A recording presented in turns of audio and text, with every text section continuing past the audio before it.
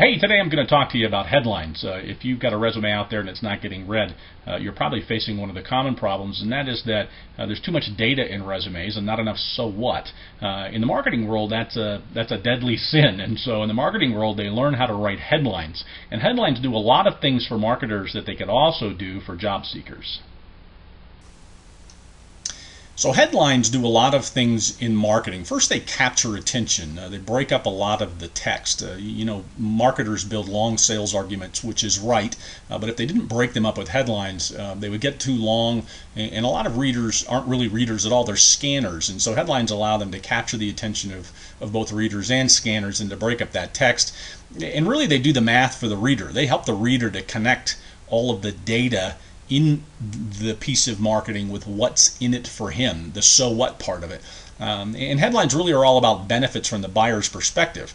So how do you write them? Well, first you take a feature. You take something you did or some feature of the product. And then you ask, well, what does that mean for the buyer? What did that mean for your former employer in this case? And then you ask it again and again, the same question, until you drill down and you've got something that you know a similar manager would be interested in. Then you just turn it into something that's compelling and you write it in an eye-catching way. And then you make it stand out. And you'll see in the example today, hopefully, there's some emotion. We do some things formatting-wise to write headlines. And then we also try to speak in non-resume language. But again, a headline should tell the reader, here's why you should read the rest of this. And a lot of resumes absolutely don't have any reason for the reader to want to continue to read it. So here's a standard resume block. This is my resume, actually, an old one. I've updated the dates, but this is an old copy of a resume. And this talks about my last contract recruiting position where I was part of a 3-person effort to fill a lot of positions for a big company in a short period of time. And if you read through this, there's lots of things I did. Some HR sorts of things, vendor management, full life cycle recruiting, and I filled a lot of positions at all levels in the IT world. Even did some in audit and HR, but primarily IT. And so what we're going to do is we're going to take this first bullet, and we're going to talk even about just one part, this recruiting process part, and we'll build a headline out of that. So what does it mean? Here's the sentence, and you can see again I've lumped, this is bad writing, I've lumped in 1, 2, 3 different elements. So I actually built recruiting process, I did job descriptions, and I built a compensation structure initially for this group because there really wasn't any HR team. This was really a ground up effort at building a corporate headquarters over this very large conglomerate of companies. And so I built a recruitment process. Well, what did that mean? Let's talk about that specific piece.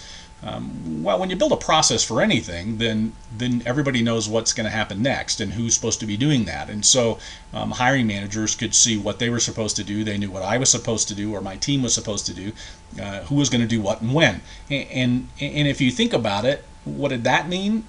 Well, it reduced their level of uncertainty. They had a lot of fears initially that we could even get the work done.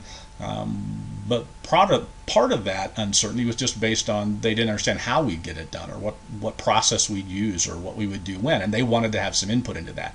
So by building a process and letting them have input, we really drove predictability into a situation that is rarely predictable and certainly wasn't in this case. It was really quite the process. And so process meant predictability and a couple of other things. It also forced some standardization. When we first started hiring, we realized there was an awful lot of people that were getting to the final parts of the interview and not getting hired because what the executives had in mind in terms of cultural fit and personality fit really wasn't in line with what the managers initially had. And the issue was that this was such a big chaotic startup that they needed people who could handle that. And so by having a recruiting process, we could go back and identify specific questions and specific areas that we wanted to screen people out. And so the only people that got to the VPs at the end of the process were people that were highly likely to get a job offer. So not only did we drive some predictability, but we made it faster, and we made the number of people who got through the process fit better with the final hiring criteria that we were going to use. So that's what it all meant. Now we not only have some data, but now we can do the math for a potential customer. So how do we do that? How do we turn it into a headline? Again, you take those basic benefits and you write something that hopefully is compelling. And so here's how I would write that as a headline. I helped IT find and hire people capable of contributing in a very chaotic startup environment by driving process into what could have been a confusing free-for-all. So here's the new resume block, and you can tell I've cut a lot of the data down here out, but here's the basics up top, look just the same, and then I put that sentence in: helped IT find and hire people capable of contributing in a very chaotic startup environment by driving process into what could have been a confusing free-for-all. And then down here is that initial sentence we started with. Now what I can do is go through and add some details. I developed the process in concert with all levels of IT management. I built specific metrics based on their inputs, and I built a variety of tools, forms, and reports for use until the company could get a more formal system in place. So now I've given someone here a reason to read this data down here. And not only that, but I've thickened the data up. So if somebody's interested in having me develop a recruiting process, now they can see what I did and how I did it in a little bit more detail. Notice too that in the resume block before, the focus really was here. It was on the title, and it was on the dates of employment, and those are things that frankly get a lot of people knocked out of the job hunt process. Now if you look at it, the focus is here. It's on the headline.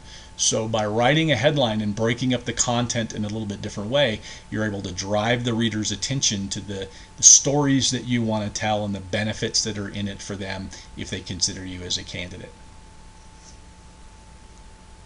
So that's how you use headlines in a resume, and I'll tell you what, if you are struggling with getting your resume read, if people are seeing the dates or the titles and they're skipping over you in a hurry, boy, you got to do something to disabuse them of that practice. And headlines are a great way to do it because it tells them what are they going to get and why should they consider you as a candidate. You know, there's a lot more direct marketing tactics and instruction on my new membership website. Right now we're still in beta test mode, and so it is very, very inexpensive for you to join and get access to this kind of video and this kind of direct marketing instruction. And if you're struggling as a job hunter, I hope you'll consider it and join us. Take care. It's Scott Burkhead, and we'll see you soon.